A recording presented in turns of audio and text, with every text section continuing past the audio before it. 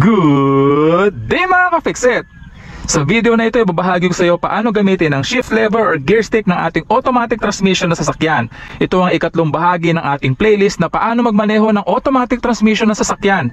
Ibabahagi ko rin sa iyo paano nga ba ginagamit ang mga lower gears ng automatic transmission at kung para saan ito. Kaya tumuto ka lang sa video na to. Feed TV, sharing information.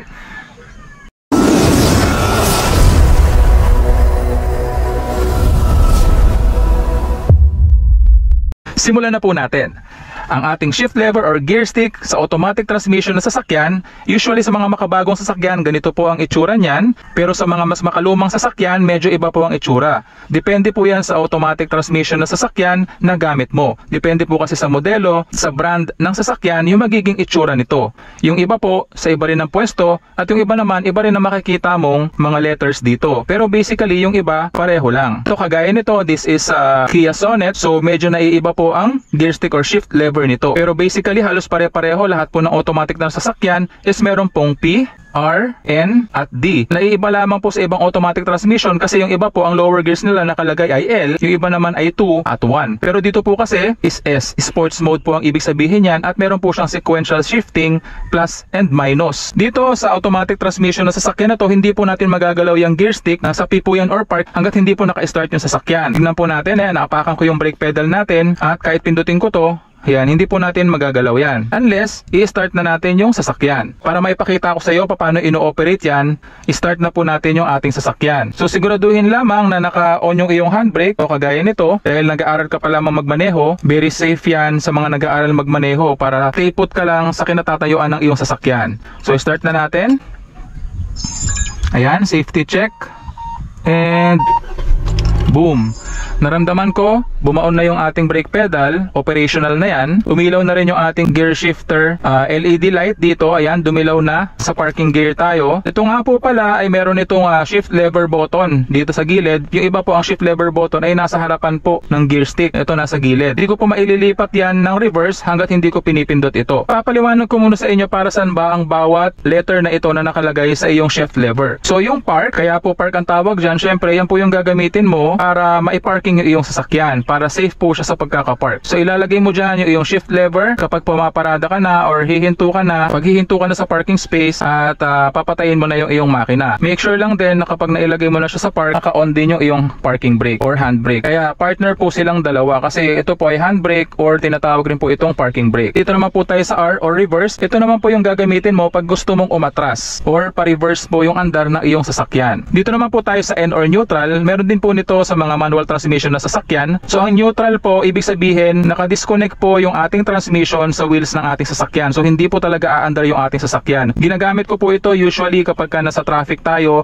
at matagal po yung intayan sa mga intersection na merong digital counter. Kung alam ko na matagal ako mag-iintay, ilalagay ko yan sa neutral, nakapreno ko sa aking brake pedal at naka-handbrake pa ako. Lalong-lalo na sa mga pataas at pababang kalsada. Kasi delikado po na ilalagay mo ng neutral at hindi ka aapak sa iyong preno or hindi ka naka-handbrake kasi maaaring umatras o mabante yung iyong sasakyan depende sa kalsada na iyong pinagmamaneuhan. D, drive po yan. Pag nakalagay po yung ating gear stick lever sa D or drive, aabante na po yung ating sasakyan pag pinakawalan po natin yung ating preno. Minimal speed. Automatic na po siyang mag-shift to 1, 2, 3, 4, 5, 6 depende po sa gears ng iyong automatic transmission na sasakyan. Ito po, 6-speed automatic transmission sasakyan po ito, Kia Sonet. So hanggang 6 gear po siya. Kaya marami rin po ang naiengganyo na kumuha ng automatic transmission dahil nga po sa feature na to na hindi mo na kailangan problemahin yung pagka-clutch, si-shift ng gear sa automatic transmission na sasakyan dahil kaya nga po siya automatic dahil siya na po ang bahala. Depende po sa apak ninyo sa inyong accelerator pedal, depende rin po sa speed ng inyong sasakyan at kung saan po kayo nagpapatakbo. May mga pagkakataon po na medyo malilate po yung pag-shift niya ng gear lalong-lalo na sa pag nasa paakyat po kayo or nasa pababang kalsada kaya't nilagay po sa automatic transmission yung mga lower gears. Usually sa mga ibang sasakyan, L po yung nakalagay or 2 and 1 pero dito po ay S, sports mode. Sequential po yan plus plus and minus. May kakayahan po itong sasakyan na to na maging manual. Mga pagkakataon na kakailanganin mo yung manual mode or sports mode. Kapag nasa paakyat or pababang kalsada tayo, ilalagay lamang natin yan sa S or sports mode at may kakayahan na po tayo na panatilihin yung gear na itong automatic transmission na sasakyan to lower gears sa second gear man or sa first gear or kahit saan pang gear ng automatic transmission na sasakyan na to. Okay, susubukan na po natin yan mga ka-fixit. So aapakan ko yung aking brake pedal. Ayan, isasagad ko yung apak at tandaan mo sa automatic transmission na sasakyan, wag na wag mong pakakawalan yung iyong brake pedal hanggat hindi ka pa handang umandar. So napaka delikado po kapag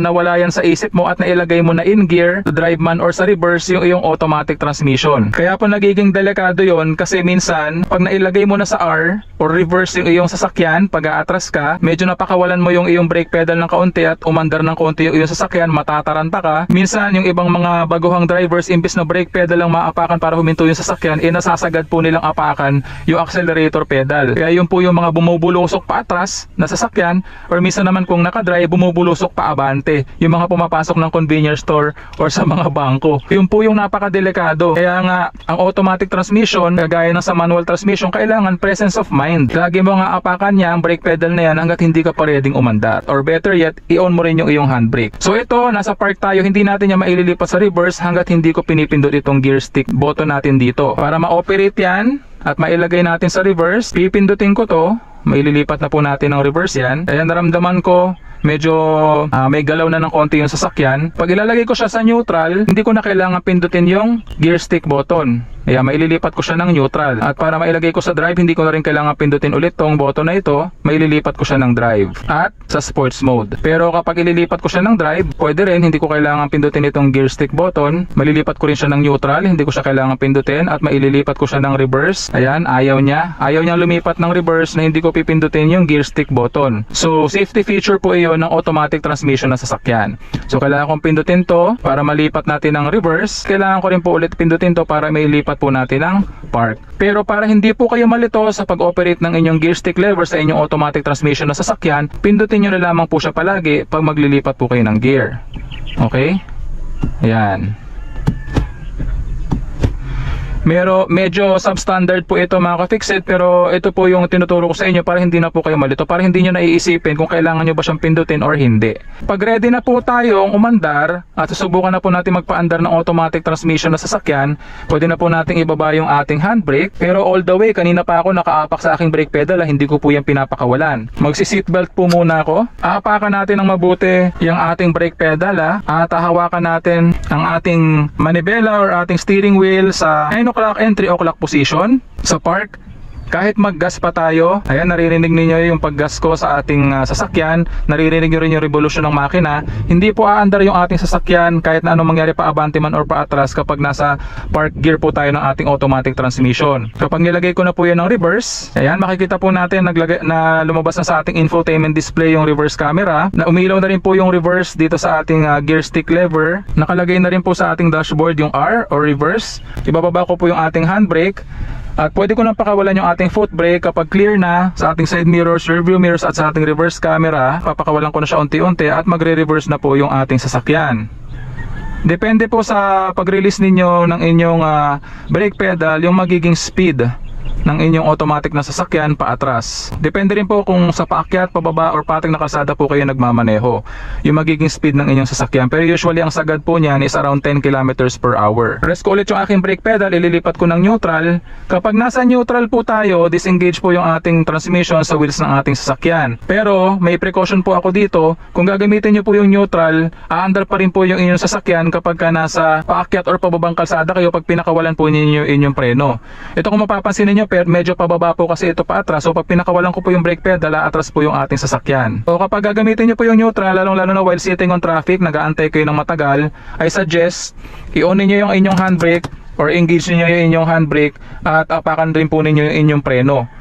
Just to be sure. Ako, ang ginagawa ko, minsan pag naka-handbrake ako while sitting on traffic, hindi ko inaapakan ng sagad yung preno pero nakapatong yung paa ko dyan just in case na bumitaw yung handbrake. Meron pa rin akong safety precaution. Maaagapan ko na maipreno ko agad para hindi ko maatrasan yung sasakyan na nasa likuran pag nasa uphill ako. So kapag ka naka-drive naman po tayo, lilipat ko sa drive. So aandar na rin po yung ating sasakyan niya, di-disengage ko yung ating handbrake. Pag pinakawalan ko yung preno, ayan, nakikita mo, umaandar na ng unti-unti yung ating sasakyan. Pag hinayaan ko rin po yan na umandar na hindi ako nagagas, ang sagad po niyan is 10 kilometers per hour.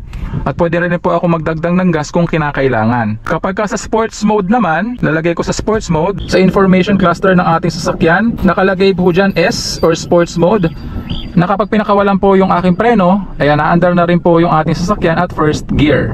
At syempre dahil sequential po yan, plus and minus, makikita nyo po, lumipat po siya ng 1 at hindi po natin maililipat yan ng second gear hanggat di po tayo umaandar. Ibabalik ko na po siya ng drive.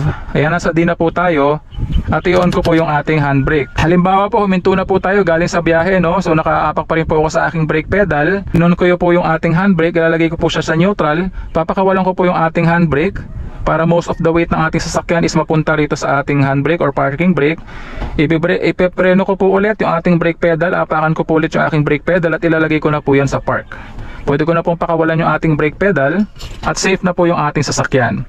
So palagi nyo pong tatandaan na aandar po paabante yung inyong sasakyan sa drive at sa sports mode or lower gears ng inyong sasakyan, sa L, sa 1, sa 2, depende po sa automatic transmission ng sasakyan. At aandar naman po paatras yung inyong sasakyan sa reverse, pero hindi po aandar yung inyong sasakyan sa P or park and sa N or sa neutral. Tatandaan po ninyo yan mga ka-fixit.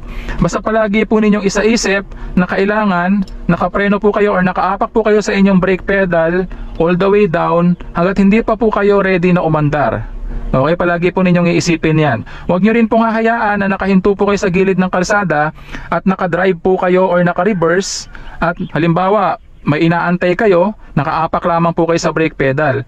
Kasi po paano kung may medyo nawala kayo sa wisyo at hindi nyo namalayan na napapakawalan nyo na pala yung inyong brake pedal at umaandar na pala yung inyong sasakyan. Halimbawa busy kayo mag cellphone, umaandar na pala yung inyong sasakyan, hindi nyo namalayan, umaandar na, nabangganin nyo yung nasa likuran or nasa harapan na nakaparada sa lugar na kung saan nakahinto yung inyong sasakyan. Or worst case scenario, pag nataranta kayo, maaapakan nyo pa yung accelerator pedal ng sagad, thinking na preno yun, makakadisgrasya po kayo and madidisgrasya po kayo mga ka-fixit. So palagi po ninyong tatandaan yung functions ng bawat gear na ito sa inyong automatic transmission na sasakyan. Pero don't get me wrong mga ka-fixit, huwag nyo pong iisipin na meron pong gears ang ating automatic transmission na sasakyan. Usually mga belts po ang gamit nyan. Wala pong gears yan.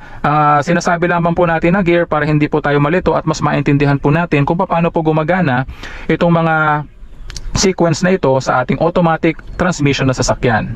Inyong lahat mga ka-fixit na walang sawang sumusubaybay at sumusuporta sa ating Feed TV, Fixit Dennis Channel. Maraming salamat po sa inyong lahat.